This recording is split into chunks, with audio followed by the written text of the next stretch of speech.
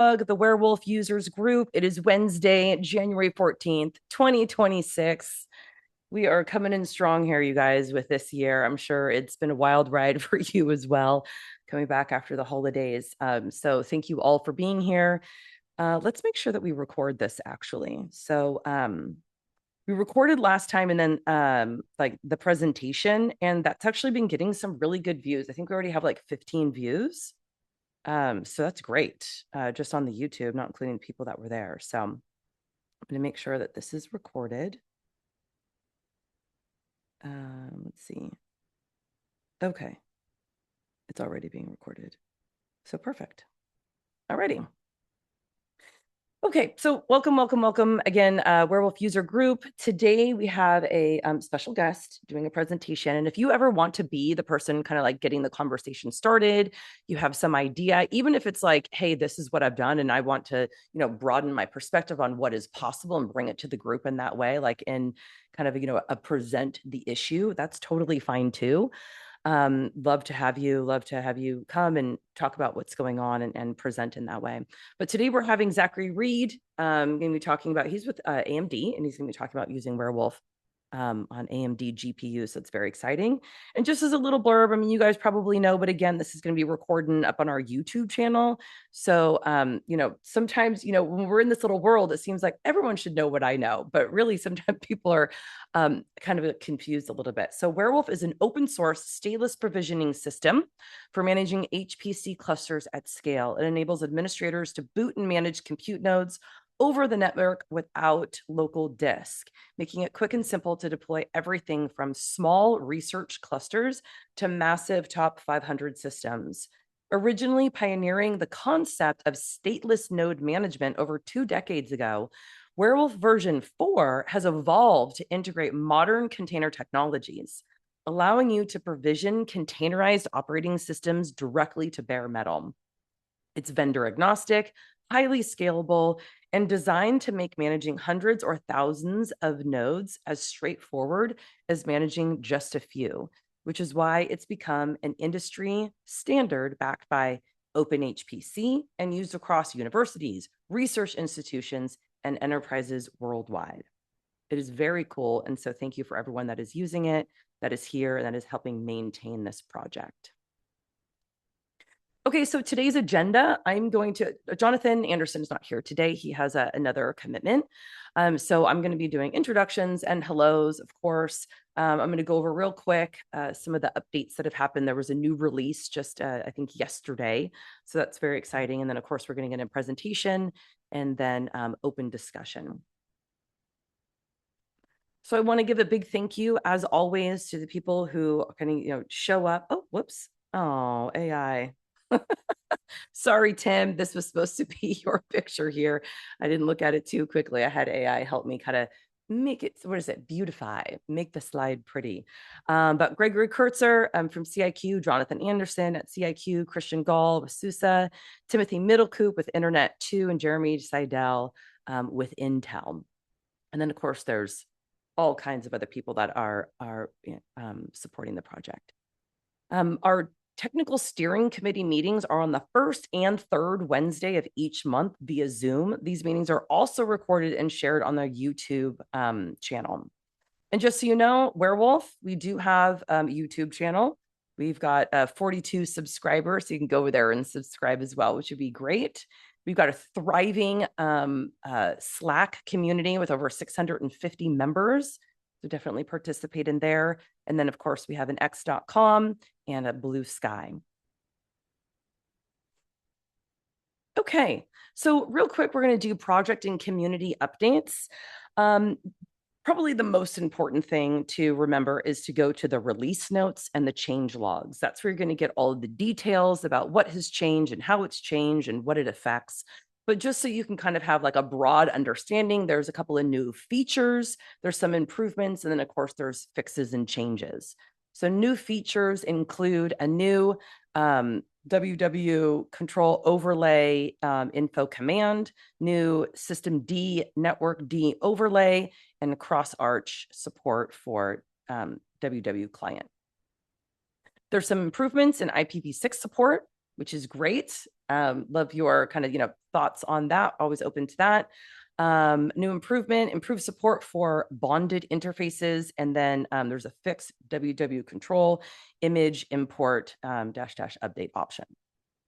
And then other fixes and changes, Warewulf Dracket fixes, including provision to disk fixes, and renamed Debian interfaces overlay to if up down. Great. Okay, so very exciting. Again, thank you to everyone who was responsible for helping with ideas and then also getting that release out. And finally, we're almost have had enough of me here, but I would like to introduce Zachary Reid. He is really great to work with. So thank you for being a partner with Warewulf and being here. He's a senior systems design engineer at AMD, where he focuses on AI, HPC, data center cluster solutions. Previously, he served as a Linux HPC system engineer at Oak Ridge National Labs, one of the world's leading supercomputing facilities. Zach brings a unique background combining enterprise HPC experience with military systems and administration from his time in the U.S. military intelligence with the USA SOC, specializing in system performance analysis and optimization. So cool. That's enough out of me, Zach. We're really excited to hear you talking about Warewulf on AMD GPUs. Hey, Rose. Thank you for having me. It's nice to meet all of you, and I appreciate you guys letting me present today. So we can just go ahead and get started. I'll share my screen with some slides I got here.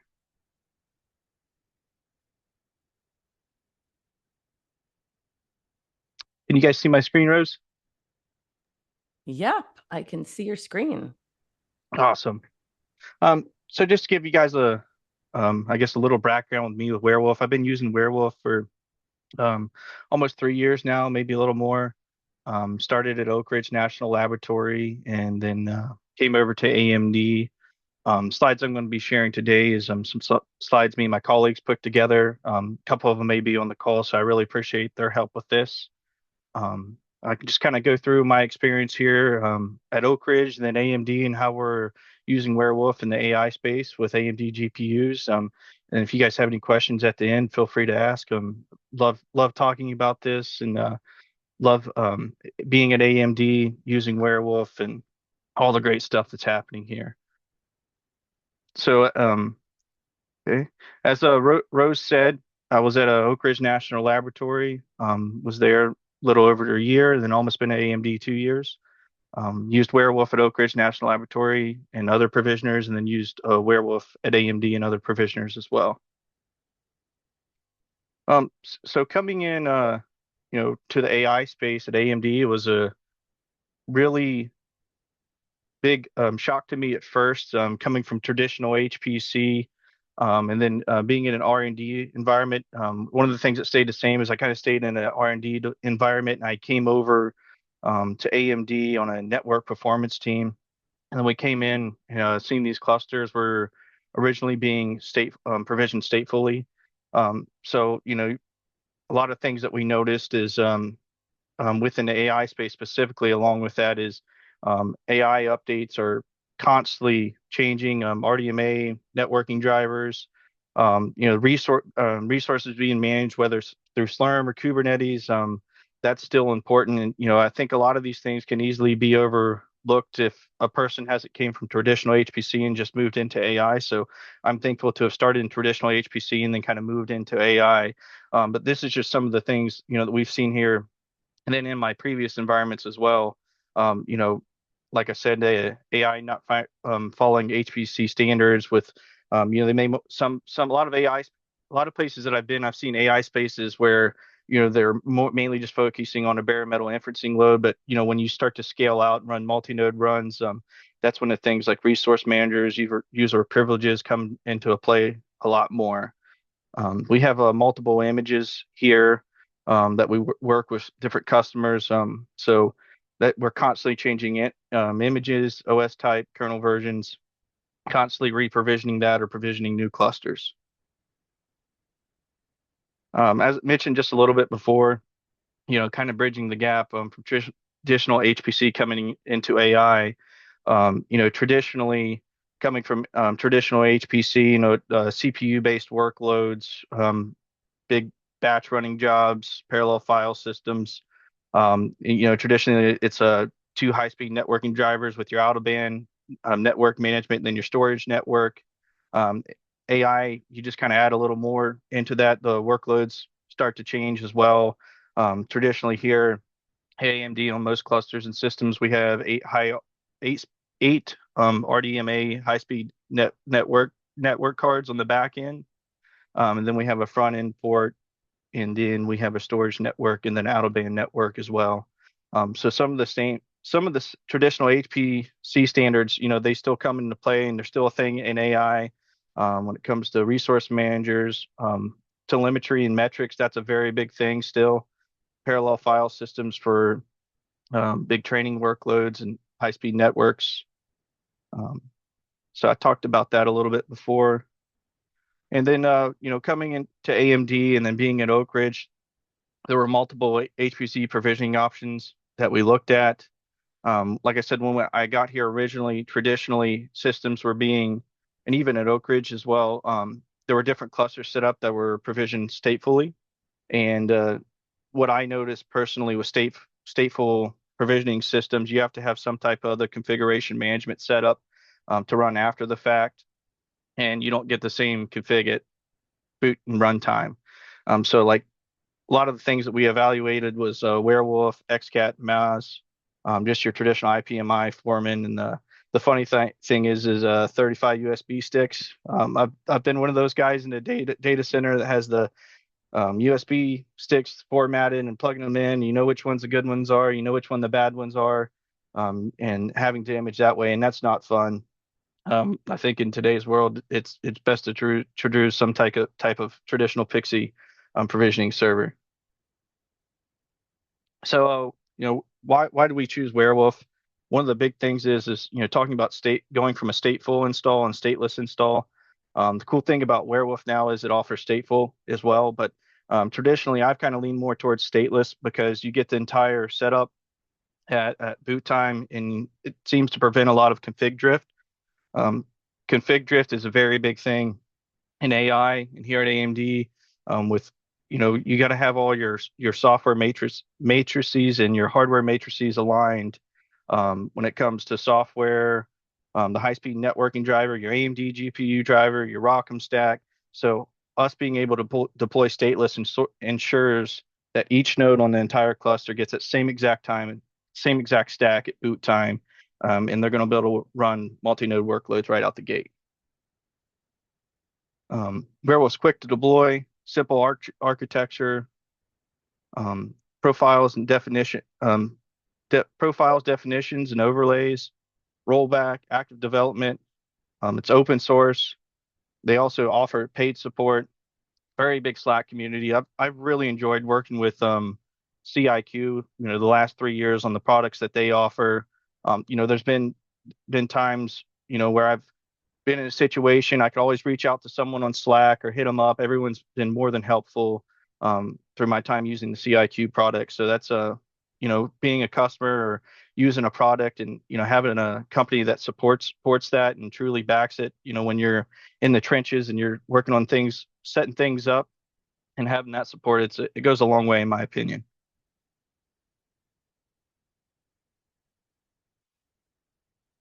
Yep. So here's some of the things that I said before. Stateless versus the stateful install. Quick node deployment, single golden image, ease of use, configuration drift. We've had that issue, and I've seen that in AI space with the stateful installs due to not keeping up with potentially Ansible playbooks or over setups or other setups. And traditionally, stateful installs, a lot of times, whatever your configuration management tool is, a lot of times it'll depend on the SSH protocol. So, no matter where you're at, I feel, and I've seen it everywhere I've been, there's always going to be hardware. You're going to have some type of attrition rate. So if you have a node down, you're pushing out configurations. And if that node's not online, it's not going to get the configuration as the rest of the nodes. So that's one thing that I think stateless provisioning brings a big part in is as soon as that node boot, it gets everything at runtime rather than, relying on the SSH protocol. If a node's down and that's not carefully tracked, it can easily lose a configuration, and it seems like the configuration just keeps stacking up over time, with nodes being replaced and components being replaced in the data center.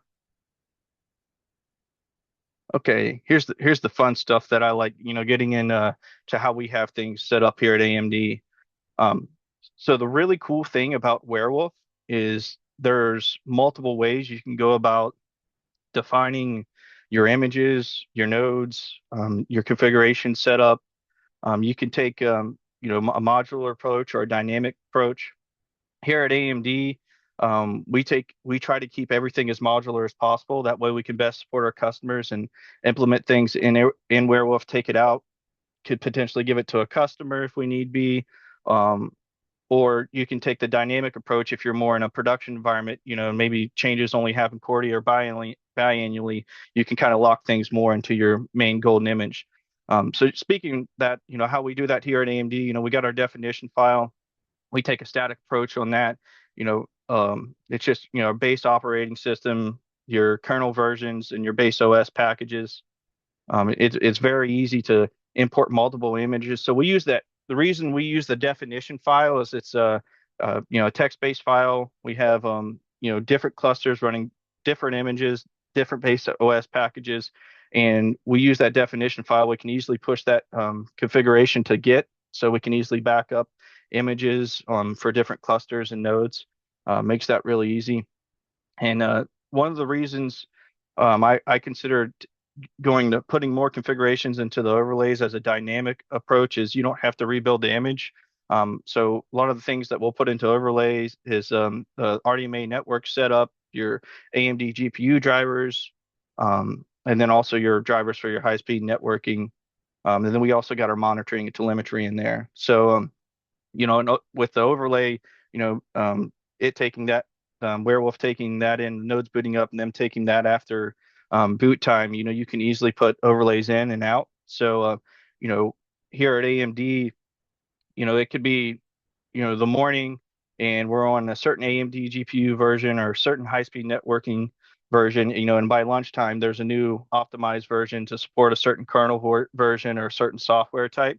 So implementing that into the overlays has helped us a lot, and it makes it more modular, where we could take it out of an overlay, hand it to a customer who may need it, or simply put a new overlay in based off the old overlay for an update AMD GPU driver, high-speed networking driver. Things are constantly changing. It's very, very modular, and we can change that on the fly. And depending on your environment, specifically here in AMD and in the AI space where I've been, we've needed to be in a we've needed to take the dynamic approach for things that are constantly changing, and being able to and being able to constantly change gets us the max performance out of our systems. So just here on the right here's a few examples of just some of the commands you would run. So you could take a just it's based off an Aptainer definition file. You build that, and then you can import it into Warewulf. And here at AMD, we're running multiple different Rocky versions and other OS types, and we have to be very flexible in all of our clusters. So Warewulf has supported that. It's been a great support from Warewulf for that here, and being able to change OS types per clusters. Yep. So here's another example here of, we have a certain AMD GPU driver version. Typically, we embed that into an overlay. We have that into the overlay. It'll call a one-shot service at boot time, which installs whatever AMD GPU driver version we need to align with the ROCm or the software support matrix. And then you just rebuild and sync your overlays. You reboot the nodes or the set of nodes that you would like to reboot, and all your nodes would have that new AMD GPU version aligned with the need.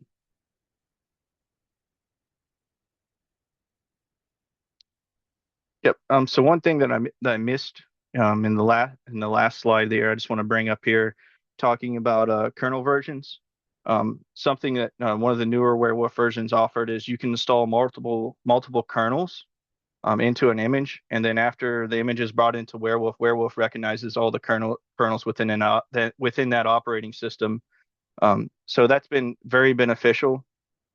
Being able to change kernels on the fly is pretty big thing. I don't know really any other provisioning tools that you can do that with just a simple one-line command. So we've used that heavily here to align with our AI, um, our AMD software and the RDMA high-speed networking to change kernel versions to optimize for that. Just you build all your kernels into your definition file within that OS, and you just a one line command. So that's one thing I forgot to bring up that we've leveraged heavily here is being able to change kernel versions.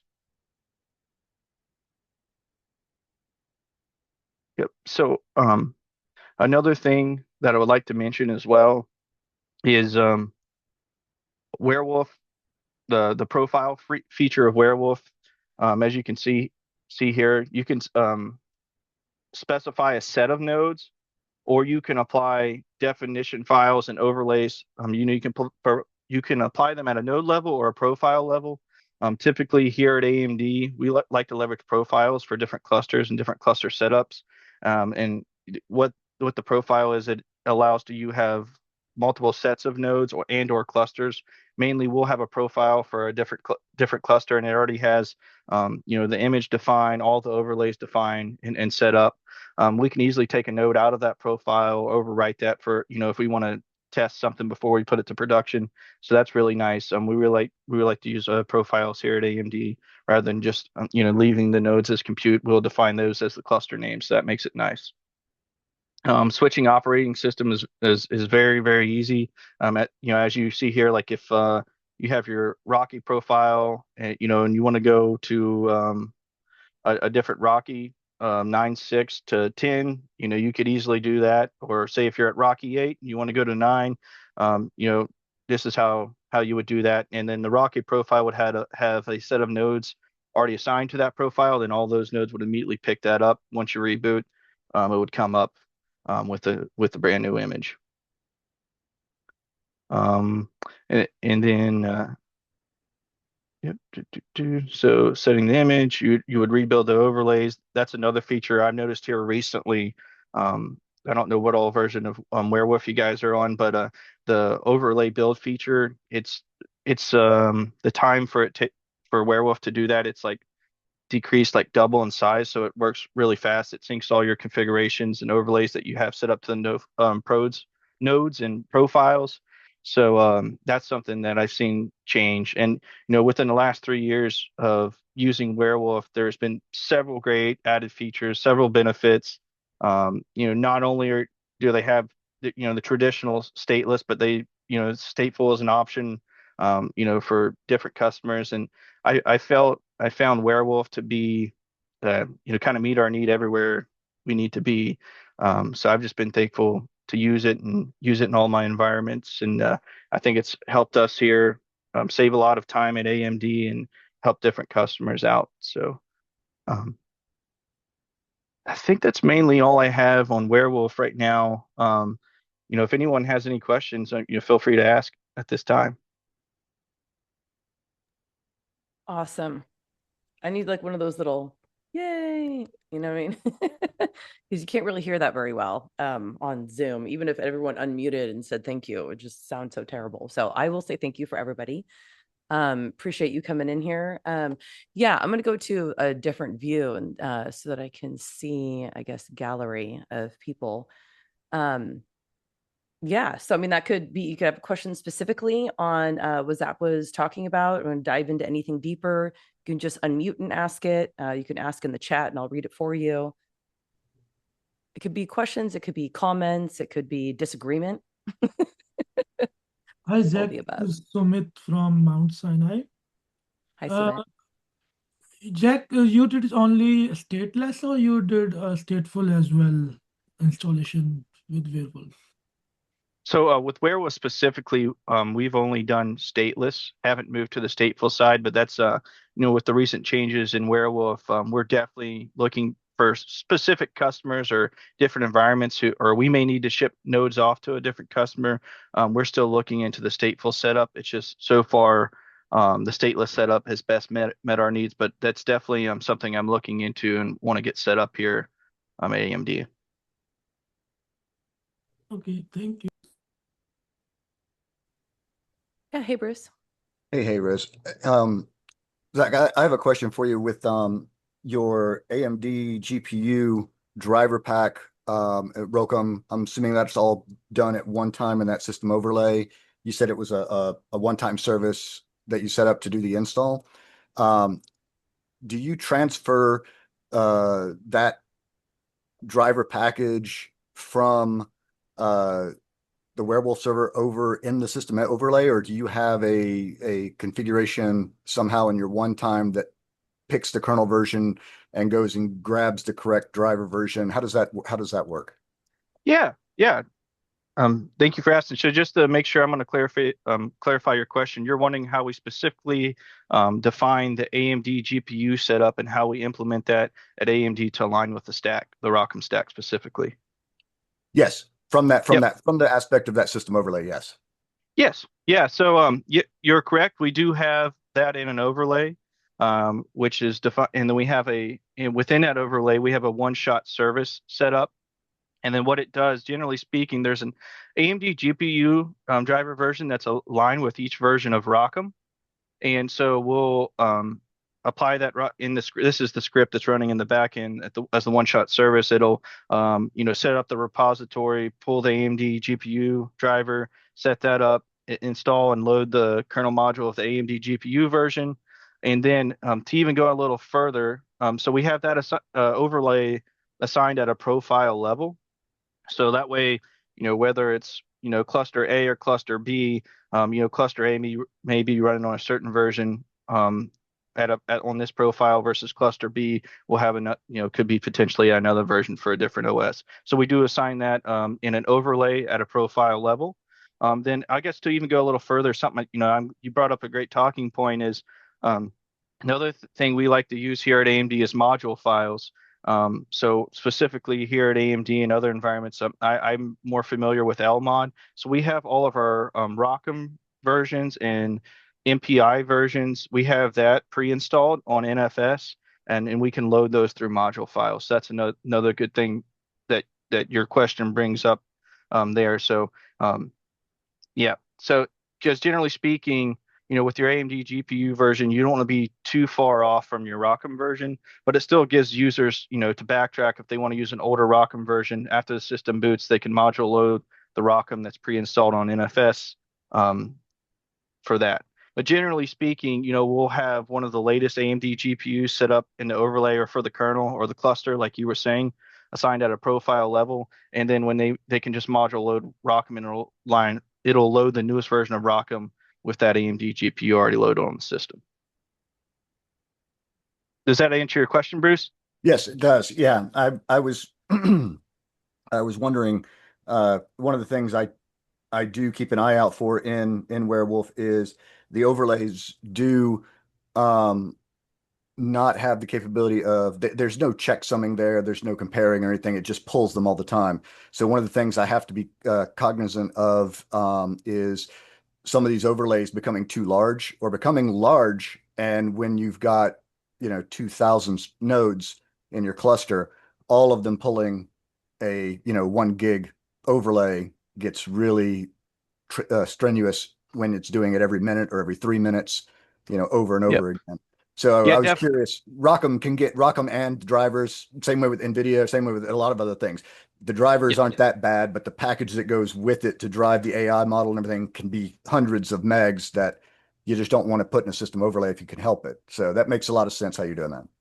Yeah, definitely. An AMD GPU, just so everyone is aware, it is a lot smaller. You get a lot heavier when you get into the entire ROCm suite, but AMD GPU, it's a lot smaller and works a lot faster. And another thing to mention too, whether it's so a lot of times what we'll do, you have your runtime overlay, which could pull like the every 3 minutes, like you were saying, and then you have your system overlay, which is only at boot time. Generally, like the AMD GPU driver, we'll have that in a system overlay. That way it's not constantly pulling. And then what we'll do is we'll have telemetry in different monitoring suites to monitor, is there potentially a node that hasn't been rebooted, or, that way we can see what AMD GPU version each node or what ROCm version each node's on. So that way, if it does start to get out of the line, it's already assigned at a profile level. We reboot the node and they're already in sync.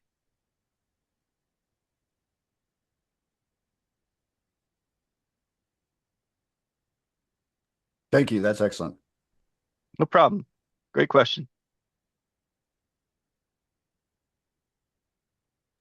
I have a small one too that doesn't go with AMD, but it goes towards your system if nobody else has got a question. Go ahead. Sure. For your parallel file system, your drivers for all of that typically have to be compiled for kernel version. Are you packaging all of those in your image, or are you doing those as system overlays? So just with the current setup we have right now, I'll tell you, they're using parallel file systems that just leverage the generic NFS v4 protocol. Currently in my current setup, I have at my last place there was a parallel file system that did require a client to be and that had to match a specific kernel version. We set that up in an overlay. In the reason being whether we set the whole entire client setup in an overlay in case the kernel changed, the client changed, we can easily put that in or take it out. And there's nothing wrong. Like there's nothing wrong to me. There's nothing wrong with having everything in your app painter definition file or your actual image. It's just what I've come to find. If you find something that could potentially constantly change, or if it could be change with a kernel version, and tomorrow it's one thing and tomorrow it's the next. Is I like to put that in a module file because it just you keep that image the same. It's the same golden image, same base packages, and everything else that's changing, you could easily apply that through a overlay. But yeah, before in my previous setup, we had that in an overlay at runtime. Thank you.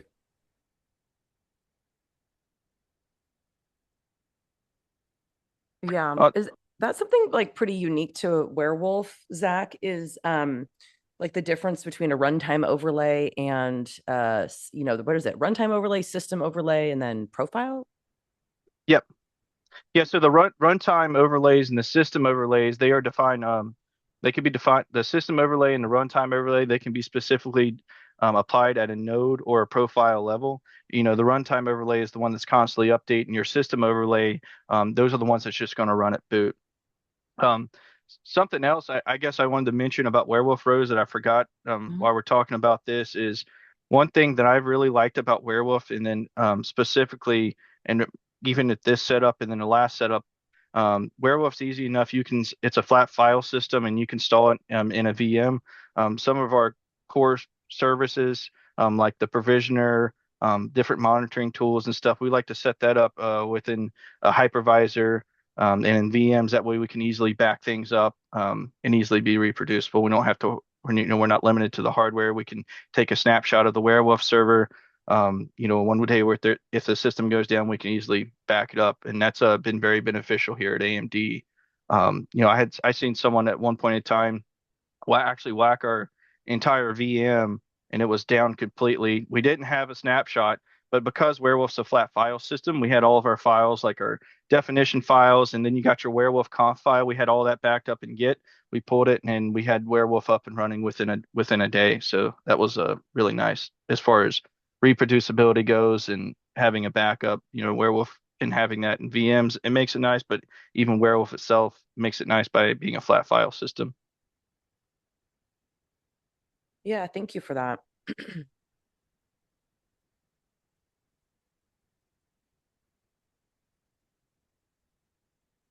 Okay, I think we have someone that just popped in. Masood? Yeah, from AMD. Okay, that must be your friend. Yeah. Yeah, he's on my team. Yeah, he's one of the guys who presented at SC. Yeah. Yeah, Yes, that was a really good presentation too. Hey.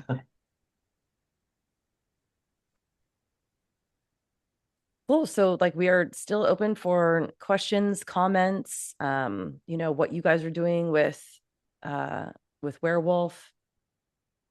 Anything you want to share or ask? Oh, one thing I seen mentioned in the meeting invite of they were talking to people were at one time were talking about Kubernetes. Currently, we have Slurm deployed within our environment. That's something that I'm working on actually, and we have our Slurm set up. That's in an overlay, but we're looking more into Kubernetes. I'm traditionally familiar with Slurm. We have some people on the team that's familiar with Kubernetes, but as we're moving more towards inferencing, Kubernetes and Fuzzball, all those things are coming more into play. So I see people, I've seen some different computing centers out there in the world that they can easily switch between a Slurm cluster and a Kubernetes cluster with Warewulf, and reboot a node or a set of nodes, and these are a Kubernetes cluster and this is a Slurm cluster. So that's kind of a project that I have for this year, is to have an entire Kubernetes build out into an overlay, and that way I can just have a Slurm batch resource scheduler or a Kubernetes resource cluster within just the reboot of a node. So that's something I'm actually working on. Seen you had that in your meeting invite. Yes, exactly. So it's kind of funny. I mean, all things, as you guys know, there's an idea, and then there's like, how do you actually implement it? I mean, even with like IPv6, it's like, well, there's like all these different ways that you could do it and support it. So what's the right way that the Warewulf community could best benefit from? High availability is the same, right? There's different ways to do it. How do we want to do it? Yeah, provisioning Kubernetes, it's like, whoa, it's still kind of new and people are still figuring it out. So, if you have that experience and that desire and time to do that, and you want to feed that kind of wisdom that you're gaining back to the community, I know that they would really appreciate that. Yeah, definitely. Yeah, so I'm working through that this year because I'm like I said, traditionally familiar with Open PBS, Torque, and Maui, and Slurm, and that's kind of been my main resource scheduler for the last 3 years. So Kubernetes is a big thing for me. I'm to the point now like where I got a master set up almost done, but nowhere near complete. But the cool thing about it is, going back to Warewulf, having overlays and having a modular setup, whether I have it in a stateless Warewulf environment, because Warewulf is modular and how it's set up through overlays, I have a specific script that'll run out there through the overlay, set up the Kubernetes master nodes, and then I'll have a master profile, because generally speaking, you got 3 master nodes and the rest worker nodes, and then I'll have a profile set up for the worker nodes. But the cool thing about that is, it's like, someone says, "Hey, Zach, I really like what you're doing," or customer says, how do we get this to work with AMD? I can easily take it out of Warewulf, hand them the setup, and they can deploy it in a stateful, stateless, or whatever their environment may be. Very cool. So just out of curiosity, I know that we mentioned Warewulf being operating system agnostic. What are the different, I know that you mentioned ROCm on there, which of course I personally appreciate, but what are some of the other operating systems that you have deployed with Warewulf? And if you've found any snags, what works well, what kind of doesn't? Yeah, so I've deployed at least 3 to 4 different operating systems. One of them being Rocky Linux. We've deployed a CentOS system, and then we've deployed Ubuntu specifically here with an AMD, and we've got all stacks to work. I'm not going to lie, Ubuntu was a really big challenge. I feel like the ease of use with CentOS and Rocky has been a lot easier.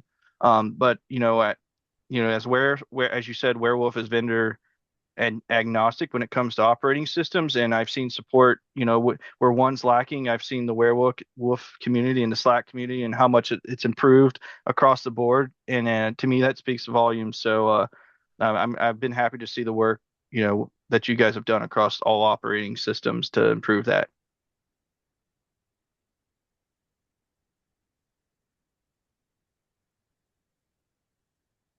But I'm a big Rocky Linux fan, by the way. So if I had a preference, I would run Rocky Linux. And um, those of you who don't know, Rocky Linux 9.6 is supported with the newest version of ROCm now. So that's a big win on our side, and we're working with internal folks, to make sure Rocky Linux is supported with ROCm. So currently, the latest version of Rocky that we're using is 9.6. Awesome. I think 9.7's out now though, right? I believe so, but currently I think ROCm 7.1.0, I believe. Mhm. I have to look back at the docs, but um, that's the current supported version for the ROCm support matrix, and I think that was the first Rocky OS that came in, and I see them. I'd say they're probably going to go to Rocky 9.7, potentially Rocky 9.10 or Rocky 10 whenever it's released. I could see that happening potentially within AMD, but right now it's just Rocky 9.6. So that's kind of what we're locked in at since that's what's supported. Yeah. Yeah, another thing I wanted to bring up, Rose, is your guys' Warewulf Pro. I think that's really cool what you guys are doing there. So I've got to see that a little bit and see how that works on our systems. So I think it's really cool how Warewulf adapts. If you're more CLI friendly or UI friendly, you guys got the Warewulf Pro version out there for people who are more familiar with UIs and stuff. So I've seen a lot of development from you guys around that, and I think that's a cool product you guys have come out with. Appreciate that. Thank you. All right. Well, Joe, I mean, you're on camera, so I don't know. I feel like maybe you want to say something. Great presentation. Thank you. We're not doing any AMD GPU stuff, but we do have a couple of epics and things like that. But I like your overlay idea. We're actually doing Slurm with an overlay, which is like insane, but it is somewhat similar to your scenario where you're copying your install through the overlay. Yep. Rather than into the image. What do you mean by insane? I don't know. I'm just it's a little crazy to wrap my head around it, but it works.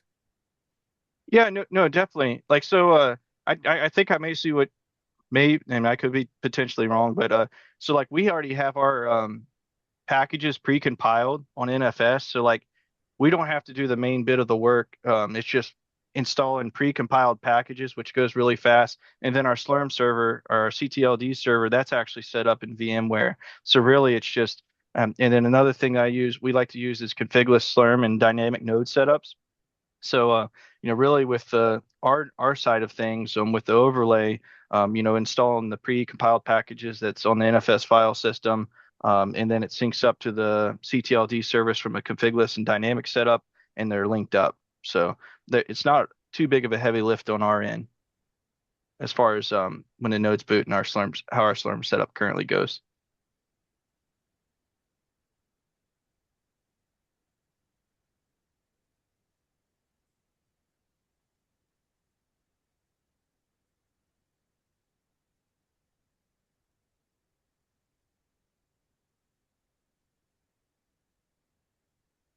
Cool. Well, we're definitely open for, we got a few more minutes here. You guys, there's lots of knowledge and wisdom in the room. If you have got any questions, comments.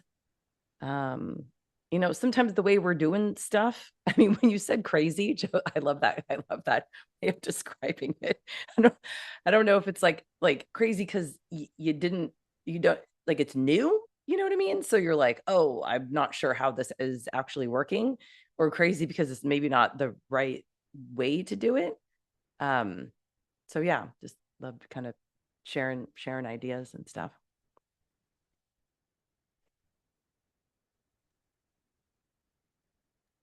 If it helps, it's not that crazy. That's actually what we do at UGA as well.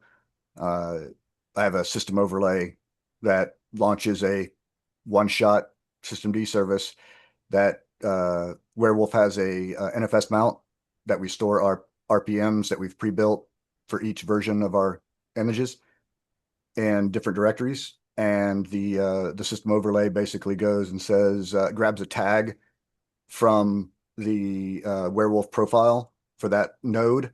And we have in the tag, we have a Slurm version, and we have a Slurm IP or Slurm host, which is the actual Slurm controller that it needs to talk to. So when the one shot fires off, it installs Slurm and configures the configless line to contact that IP to get its configs and then start Slurm.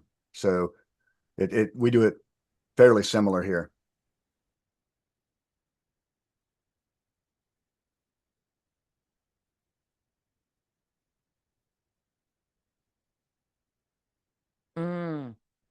Yes, I know, Joe. Joe's like, I don't know what I mean half the time. Why are you pressing me? But also, in all seriousness, it helps us in production, he says, where we don't want to reboot hundreds of nodes to get new software. Yeah, and I've been in environments too. It's just it all depends. There's always three different solutions to a problem, I feel like. And so we've had that built in um to the definition file as well. Um with Warewulf. So we will have the Slurm install into that app built into the apptainer definition file because generally speaking, a lot of the times, as far as like the Slurm packages from the client end goes, generally once Slurm's set up, you're not making too many changes on the client side, especially if it's configless, because it'll call back to the controller server and pick any changes up in your slurm.conf that way. If you got your config, if your nodes are set up for configless, which I highly recommend. When I figured that out, I thought that was a big win on my end. But yeah, so I mean, it's something you could easily just your basic Slurm setup. You could easily have that into um, your definition file. I actually think we may have that on one of our clusters here, just because it's something that's not changing all the time. So when the nodes boot, whether they pick it up from the overlay or if it's already pre-built into the image, it's there.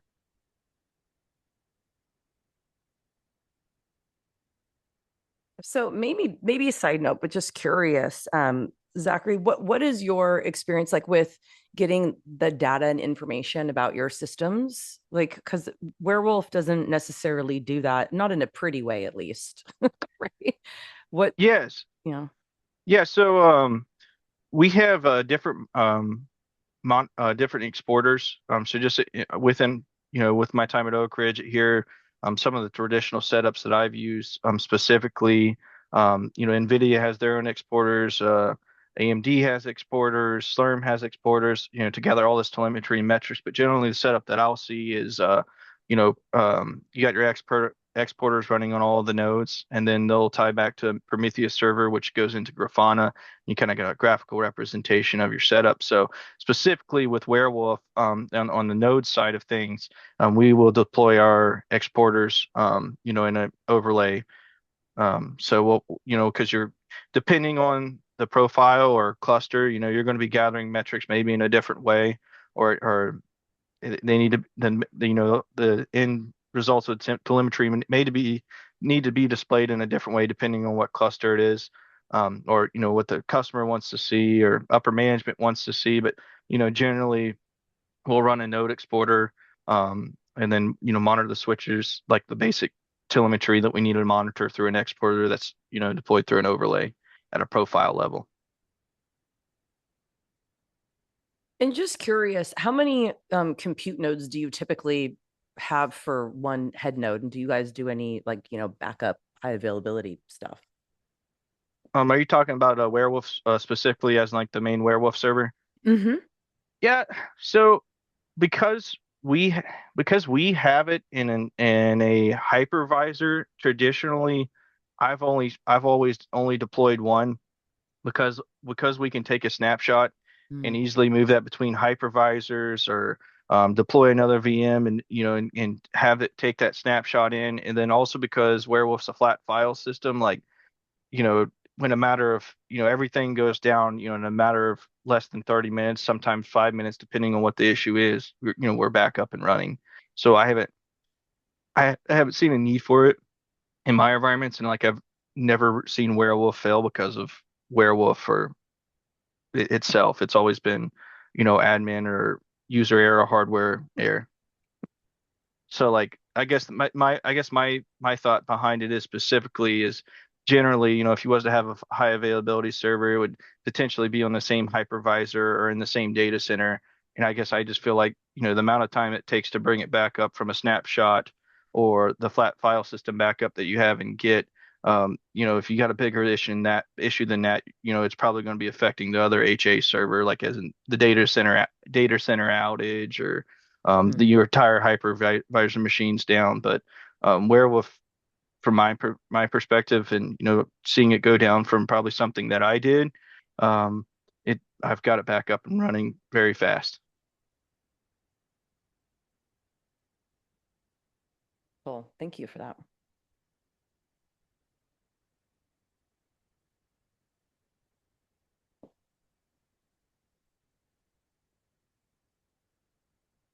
Okay, well, maybe going once, going twice. We do want to hear from you. So again, you can pop it in the chat. You can ask me later if you don't want like your whatever voice, to be on the recording and posted on the YouTube. It just goes on our Warewulf YouTube. Then you can definitely message me, let me know, and I will cut that part out. No problem. I actually had a quick question for Joe, if you don't mind, Joe. Mm-hmm. Yeah, it's gone. Yes, so I guess I haven't traditionally worked in a production environment. It's always been more R&D and research. So I was just curious on your guys's end, like, say you need to install just a basic software package, on your 1,000 node cluster in some production environment. Do you have that in a runtime overlay? Are you Ansible, BDSH, or what do you guys find works best in your environment for that? Wow, yeah, it's good timing asking us. So we're starting to look at Ansible, I would say. As a team, it's not really a skill we have, but we may go there. But yeah, to date we've done a lot of LMOD, and you mentioned we do that a lot. So LMOD over TPFS actually, but yeah, we've typically deployed that way. I'd say we've become a little more image friendly, where we install more things into the base image. But of course, then they get kind of big. So, but yeah, I think we're gonna probably do a lot more with Ansible in the future. Definitely. Good stuff. Mm-hmm. Yeah, we're about 250 nodes, so it's not like thousands, but still, it's nothing. Not nothing. Definitely. Thank you.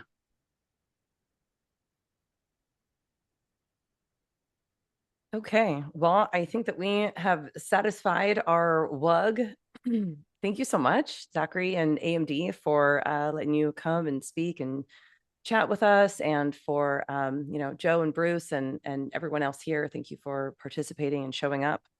This has been great. Zach, cheers, man. Have a great Yep. day. Hey, thank you, Rose. And I just message to everyone here. It was really nice meeting you all. If you guys didn't feel comfortable asking a question here, feel free to hit me up. I'm on LinkedIn. Shoot me an email. I'd be more happy to help anyone out or let them know what our setup is. Thank you, Rose. Thanks, guys. Have a great day. Have a good one. See you next month.